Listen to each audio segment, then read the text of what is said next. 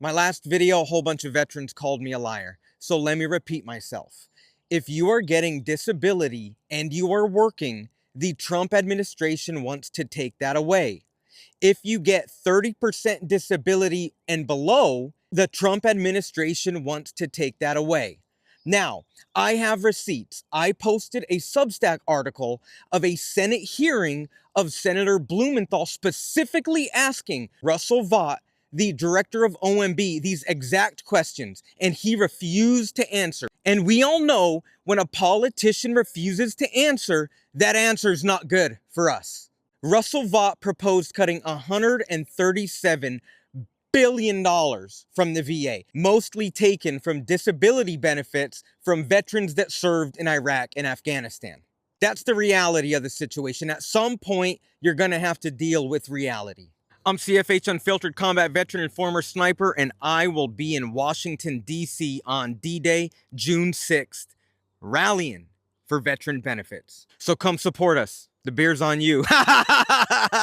You believe there should be a means test for disability benefits going to veterans? Again, I'm not going to speak to the. So you're not going to answer that question, but you have in the past taken the position there should be a means test. Let's move on.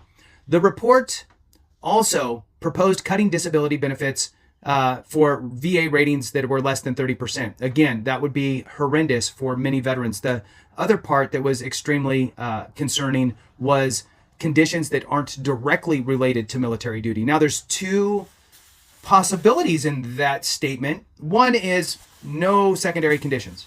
Okay, so no secondary conditions, that would be a horrible idea. And then the other would be, well, if your migraines just showed up during your time in service, it's not really directly service connected. I mean, prove that the military caused it is what they would be saying. And currently, that's not what the threshold is. Currently, the threshold is show me that your condition showed up during your time in service or is a result of your time in service in some way. Now, showing up is just showing up. And we've all talked about, hey, I've been in the military, this long, they own me this period of time. You can't get a sunburn, you can't do this. And because they own you, essentially anything that happens to you is now on them. So without diving too deep into that, the bottom line here is that if you are not already service connected for secondary conditions or primary conditions, you need to do that, and you need to do it quicker than later, because just to hedge your bets, right? Why not, first of all? And if your doctor can't or won't provide you the medical evidence, it's evidence, there's some VA legalese that gets wrapped up all in that stuff. If you need a nexus letter, diagnosis, a linkage between a current condition and a secondary condition, DBQ to get the correct rating and so forth, utilize AME, free consultation. Their information is in the description and in the comments. All right, let's move on. Vought also contributed to Project 2025, the Heritage Foundation's blueprint for a conservative federal government, which recommended the VA revamp its disability rating schedule to eliminate any conditions that are tenuously related or wholly unrelated to military service. So again, basically saying if you can't really prove that the military caused your condition, you shouldn't really be rated for that. So moving on, Project 2025's VA section, written by former VA Chief of Staff Brooks Tucker, suggested that the new administration targets significant cost. Now again, this is suggestions, much like the CBO, right? Throws out options, and they target veterans year after year. So, and it's so sad. Former VA Chief of Staff Brooks Tucker suggested that the new administration targets significant cost savings from revising disability ratings awards for future claimants while preserving them fully or partially for existing recipients. So again, look, if something happens, there's probably going to be a quote-unquote grandfather type of a situation. So in that case, make sure that you are solid. Look, here's what I would do just so I could sleep better. If I'm not already 100% permanent and total, I would be looking at any additional conditions that I could potentially file for, either service-connected or secondary, or filing for increases. I would absolutely be doing that to get myself closer to the permanent and total aspect. The second thing that I would do is if I am on TDIU, total disability individual unemployability, I might kind of think about that same thing. Is there anything, I don't really need it. I'm already at 100% and I'm not working and I'm not planning to work. So I don't really need the 100%. Well, maybe you do if something weird like this takes place. Again, probably unlikely, but it's better to be ready for it than not. If you're on TDIU and you are, 80%, maybe you're not that far from 100% if you have some conditions that worsened over time, you have some secondary conditions that developed and so forth. You could absolutely start to bridge that gap and move over to the 100% rating instead of the TDIU in the event that they were at any time, today, tomorrow, 7 years from now, 20 years from now, whatever it is, in the event that they decide that TDIU should go away. Anyway, moving on. While President Donald Trump distanced himself from Project 2025 during his campaign, and Collins, VA Secretary Collins, said in his hearing that he had not read the document, the administration has, in its first 3 weeks of office, implemented the document's recommendations on eliminating diversity initiatives, freezing federal funding, and withdrawing from the Paris Climate Agreement. Well, a lot of that stuff, to be honest with you, was probably going to happen whether or not the Project 2025 was written. And oh, by the way, if it's a conservative blueprint, you're going to have conservatives in it and working on it, which means those people might end up in the administration somewhere. Under current law, when a federal employee retires before they are eligible for Social Security, usually around age 60, after 20 or more years of service, they receive a monthly benefit to help bridge the gap until Social Security kicks in. It's called the FERS, Annuity Supplement. It is not a bonus. It is not a handout. It's a bridge, something that workers earned, that helps career public servants, especially those in physically demanding or early retirement roles, make ends meet after dedicating their lives to this country. In my district, the Massachusetts 7th, it quite literally keeps them out of poverty. Shamefully, on page 4 of this bill, they eliminate this benefit entirely for every federal worker. My amendment simply says it's a carve-out, that veterans and employees with disabilities can keep this earned benefit. Every year, thousands of veterans transition into federal jobs after completing their military service. They become postal workers. They become TSA agents, maintenance crews at national parks, clerks at VA hospitals. You're nodding your head, so you know that. Inspectors at our ports. For many, this is a second career taken on later in life, again after military service, and they don't have 40 years to work in it before hitting retirement age. Without this benefit, they'll face a cruel gap, retired, unable to work, but still too young to receive Social Security. We owe our veterans better than that after a lifetime of military and civil service. I'm sure you agree. In the same vein, federal employees with disabilities often retire early under the same system their colleagues use, and for them, this benefit helps them to make ends meet. It pays the rent. It fills a prescription. It keeps the lights on. Ripping this lifeline away from workers with disabilities is not only cruel, it is unnecessary. These aren't the people driving up the deficit. They're doing what Republicans often accuse them of not doing, working when they are able to. And instead, they're getting punished for it. With this administration, the cruelty is the point. This is just void of common sense and compassion, attacking, intimidating, and purging federal workers. Mom, I'm going to do it, Mom. Can't do it.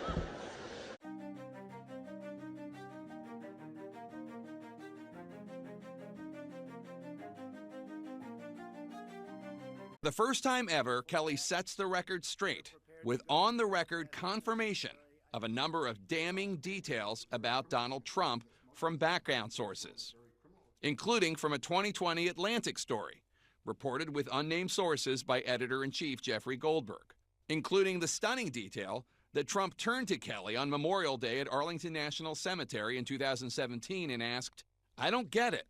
What was in it for them?"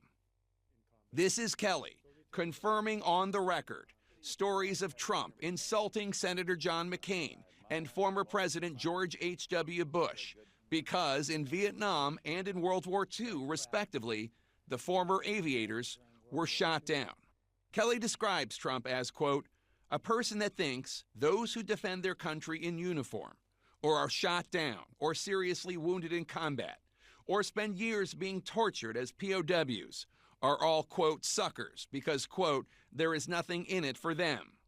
A person that did not want to be seen in the presence of military amputees because, quote, it doesn't look good for me. A person that demonstrated open contempt for a Gold Star family, for all Gold Star families, on TV during the 2016 campaign. So tell me what your reaction was when you read that article. Broke my heart. It broke my heart because we're not losers. We're not suckers. We gave Miriam the Presidential Medal of Freedom. That's the highest award you can get as a civilian. It's the equivalent of the Congressional Medal of Honor, but civilian version. It's actually much better because everyone gets the Congressional Medal of Honor. That's soldiers. They're either in very bad shape because they've been hit so many times by bullets, or they're dead. She gets it, and she's a healthy, beautiful woman. And they're rated equal. So many veterans are upset about that, including here in Pennsylvania. No, I didn't hear that. I only heard, when I say better, I would rather in a certain way get it, because people that get the Congressional Medal of Honor, which I've given to many, are often horribly wounded or dead. They're often dead. They get it posthumously. And when you get the Congressional Medal of Honor, I always consider that to be the ultimate, but it is a painful thing to get it. When you get the Presidential Medal of Freedom, it's usually for other things, like you've achieved great success in sports, or you've achieved great success someplace else. When you get the Medal of Honor, generally speaking, and I've met many of them, and I've seen the families of many of them, this is an incredible honor, but it was a statement that is much more painful to get, because they're oftentimes in very bad shape. I've seen them come up, and they've suffered greatly, whereas the Presidential Medal of Freedom, to my knowledge, I don't think anybody suffered, other than they've worked hard and they've done great things. One's a military award, one's a civilian award, but sometimes very painful to get the other. Then she comes over to see me at Mar-a-Lago. Sir, I will never run against you. She brought her husband. Where's her husband? Oh, he's away. He's away. What happened to her husband? What happened to her husband? Where is he? He's gone. Donald, if you have something to say, don't say it behind my back. Get on a debate stage and say it to my face.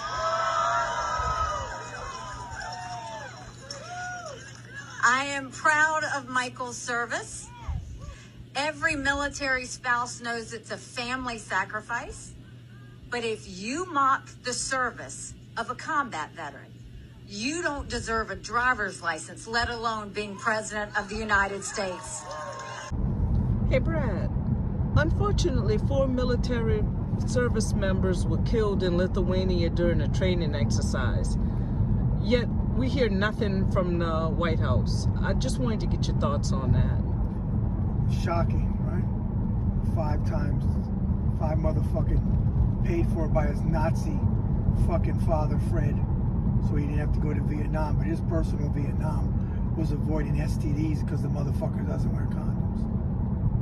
Of course, he went fucking golfing. But again, tell me about Joe Biden and his watch when he went to Dover. That fat fucking bastard should have been at the fucking plane like presidents do, because it's part of your job. And he should have comforted the families that were waiting for those bodies to come back. But he don't give a fuck about them. But as much as I hate Donald Trump's motherfucking guts, I despise, let me repeat that for the slow people in the fucking back watching this.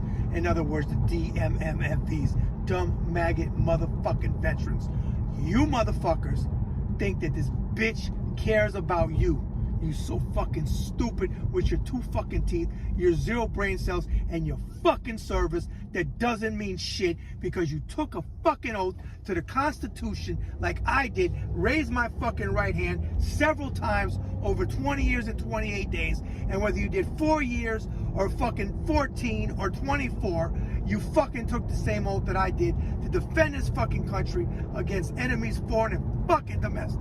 And that motherfucker is not only a domestic enemy, he's a domestic fucking terrorist. So he goes and fucking golfs. But let's not forget this. When I go into the White House, this is the first time in 2017, he was in a golf less than Obama. Every motherfucking time. Then he fucking has the helicopter land on the fucking golf course like this is some fucking Hollywood movie. He don't give a shit. I'm gonna repeat this shit again because I only talking fucking facts like 80s rappers spit lyrics. Traumatic head injuries were fucking headaches. Suckers and fucking losers. Don't bring people missing limbs around because it doesn't look good. We don't win anymore, what he said in the campaign in 2015, 2016. What does that say to the morale of the troops downrange or in harm's way?